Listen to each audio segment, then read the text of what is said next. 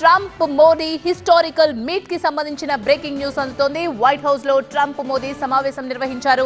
Trump రెండోసారి అధ్యక్షుడయ్యాక first time భారత ప్రధాని మోదీతో మీటింగ్ జరిగింది. ఈ భేటీలో మోదీతో పాటు విదేశాంగ మంత్రి జైశంకర్, ఎన్ఎస్ఏ అజిత్ దోవాల్ కూడా పాల్గొన్నారు.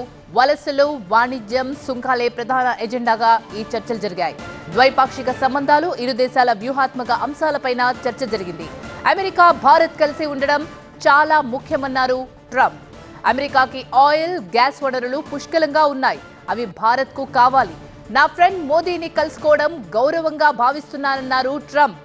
ఘన విజయం సాధించినందుకు మరోవైపు ట్రంప్కు అభినందనలు తెలిపారు భారత ప్రధాని మోదీ.